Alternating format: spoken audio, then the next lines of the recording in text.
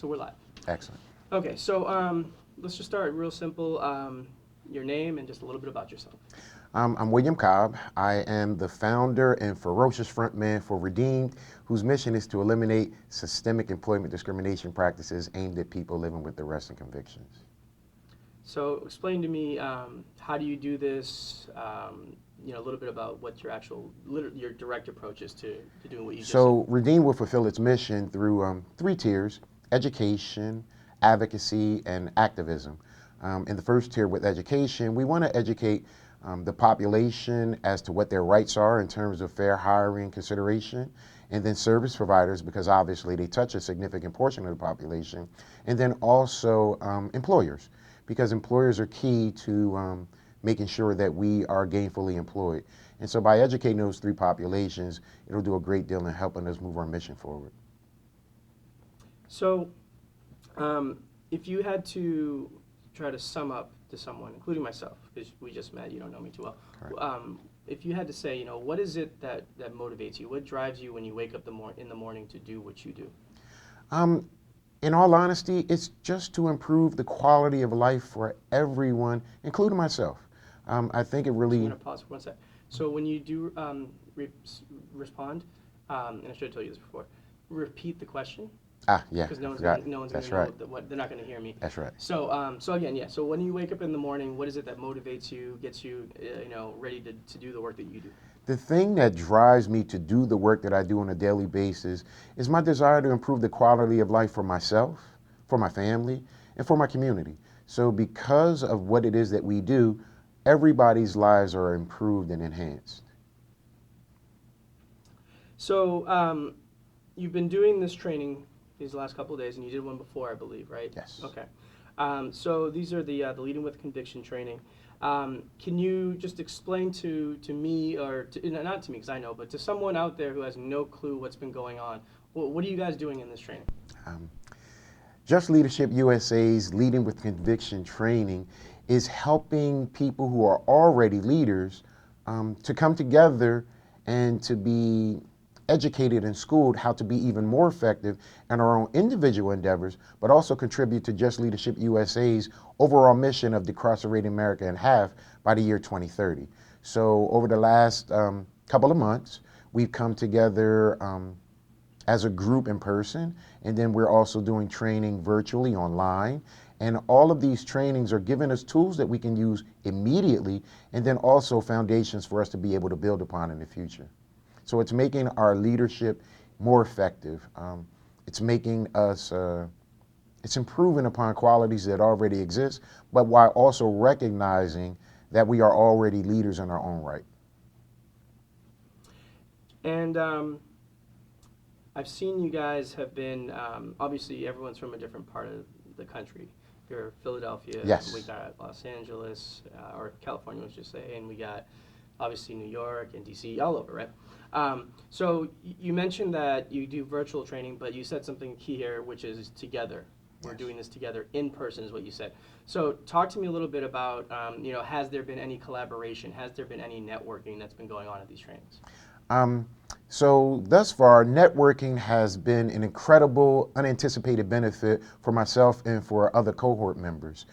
With the launching of Redeemed, I always knew that there was a need to move out nationally, but didn't exactly know how we were going to acquire that goal and objective. So by becoming a part of Justleadership USA's Training with Conviction, I automatically converted a local effort into a national effort by collaborating with my colleagues and having them contribute to my effort. So one of the things that everybody's doing is talking about how employment discrimination has impacted them where they currently live. And so those contributions are coming from Washington, D.C., Oregon, California, Oklahoma. So it was an unanticipated benefit, but it's been phenomenal. You pretty much nailed that one. So just two more questions here. So this training, these collaborations, these networks, and you kind of answered this, but maybe we can be even more specific. Okay. How has it strengthened you as a leader? Thus far, the training is doing an incredible job of reaching me in places that I didn't know needed to be addressed.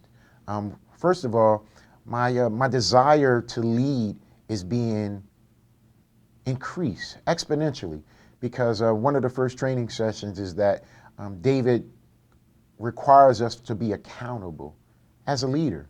So when you're leading, you're also thinking about the outcomes, but you're not directly holding yourself completely responsible for you obtaining the outcomes that you seek and for the failures that often happen when you're leading organizations or efforts. So me and personally, I've been profoundly impacted by um, being held accountable and then holding myself accountable as a leader. And what it's done is forge me to measure my steps very differently because I know that I am 100% responsible for the outcomes, whether they're good or bad. So that's been one of the most profound things that's touched me with the training. It's actually catapulted my activity exponentially. I'm moving very differently, but very certainly where I wasn't before. Just kind of sort of leading because I had to, or because no one else has done it, or because there was a need, or there's a void. But now I'm leading with the intention of actually producing outcomes that I know I am responsible to get and capable of as well. Okay.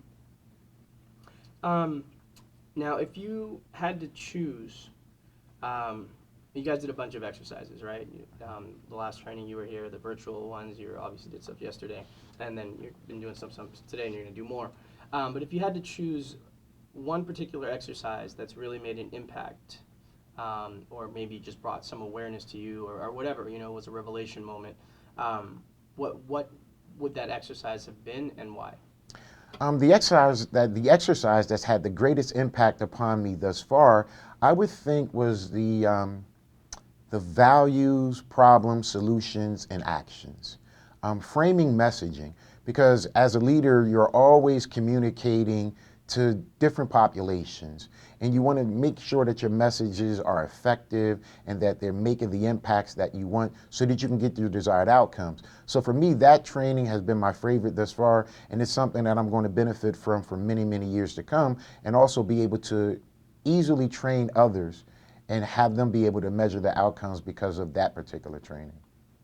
Now, is there any last words you want to say? Any plugs? What I would really like to say is thank you to Glenn Martin for having the courage and the wherewithal to bring his vision to fruition. And I know that it's incredible to see a vision being birthed, but the benefits, I think, are going to be far more phenomenal than any of us can possibly anticipate.